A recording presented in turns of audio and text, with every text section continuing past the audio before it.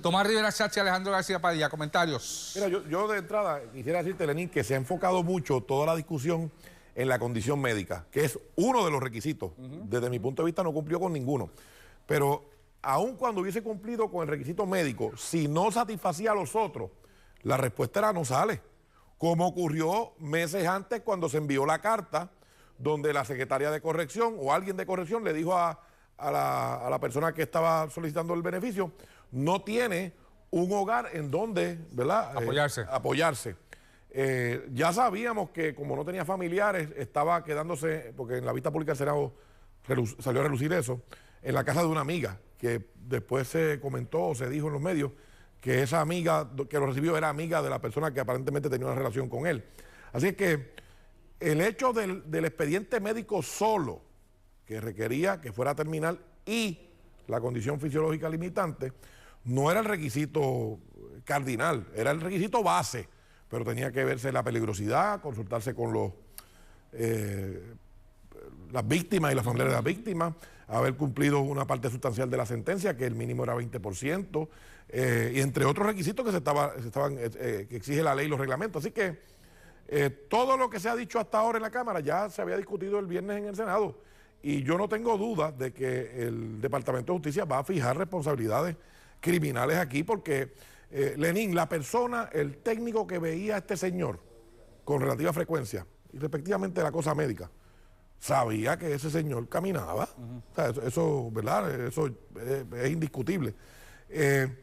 Y a veces, Lenín, que veo que aquí también hay algo de que como que estiran mucho el punto.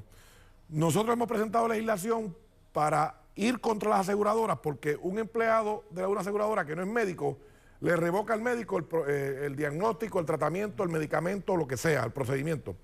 Y eso para es malo. Pero entonces ahora pretendía alguna gente que la secretaria o la persona en quien ella delegó revocar a los médicos. Claro. Expedientes médicos desde el 2008. Por eso yo siempre he dicho, ¿y los médicos dónde están? Esos 3 médicos, ¿dónde están? ¿Dónde están citados a la vista pública? Sí, el senador lo citó, pero Lenín, es que desde el Fondo del Seguro del Estado, desde el 2008... Pues que lo citen también. Tienen que citarlos a todos. A todos. Ciertamente, todos los médicos que evaluaron a este señor. Claro, tienen que explicar, ¿verdad? En qué basaron, ¿verdad? Con las protecciones que la ley IPA, ¿verdad?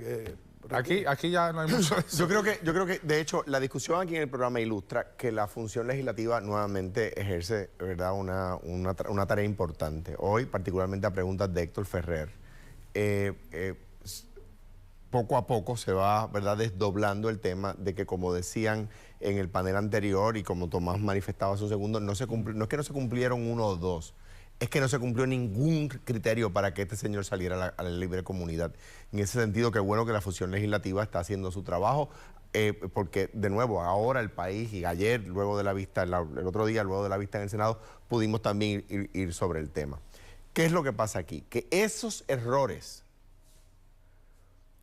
por ejemplo, que quien certifica, decía ayer el abogado de la empresa de médicos, ¿verdad?, de salud correccional, decía que era un médico de familia, o sea, una persona que tiene una especialidad, pero que no es la especialidad que se necesita para elaborar ese tipo de condición que augura corta vida. Todos esos errores provocaron que saliera una persona, si hubiésemos llegado hasta ahí, sería un error grave, que una persona que debe estar presa esté en la libre comunidad. Pero es que esa persona asesinó a Iber-Joan Meléndez. Y entonces todo cambia. ¿Por qué? Porque ya van 3 semanas, más de 3 semanas de ese incidente, y todavía no sabemos en quién fijar la responsabilidad. Yo me siento, de la misma manera que a veces digo que cuando las autoridades de ley y orden pueden ir sobre alguien por sus ideas políticas o por cómo piensa o por cómo vive su vida, eso es en un país peligroso, me siento tranquilo hoy que en el Departamento de Justicia están investigando, y la gente que está investigando esto es gente muy seria. Y como decíamos hace un rato, la legislatura está ejerciendo su poder constitucional de fiscalizar al Ejecutivo. Pero antes de eso, Lenín, antes de ese ejercicio legislativo que válido y que ha provocado, ¿verdad?, que salga información, el Departamento de Corrección había tomado medidas cautelares. De los 21 que estaban afuera, había 14 sin grillete, se le puso grillete.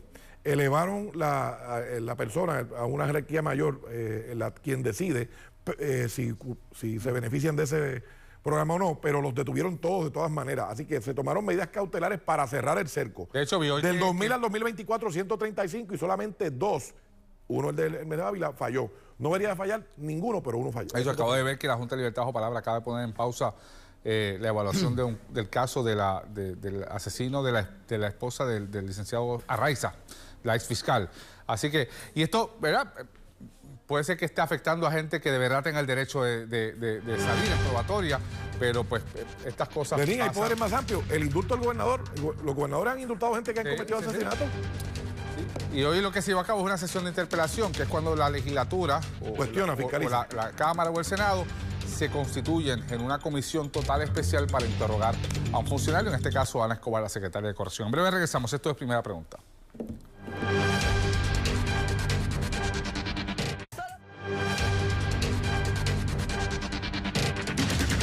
Regresamos, esto es Primera Pregunta. Antes de hablar de este próximo tema, el webinar que no anunciamos sobre ciberseguridad es el 21 de mayo, el próximo martes. Busca información en las páginas de PRITS, en las redes sociales. El próximo martes, 11. a las 11 de la mañana, el webinar sobre la ciberseguridad.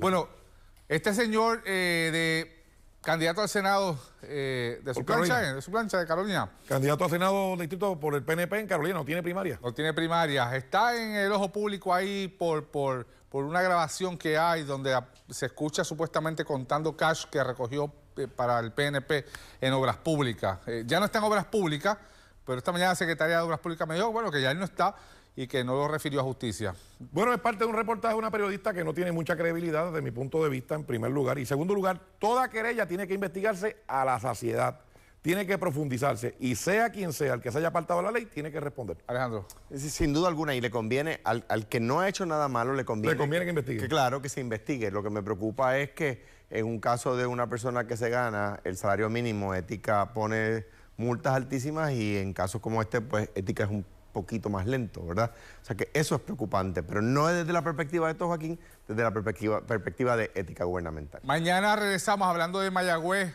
los candidatos del PNP de Mayagüez. Esta noche en Rayos X hablan también de Mayagüez en los candidatos del Partido Popular, así que hasta mañana.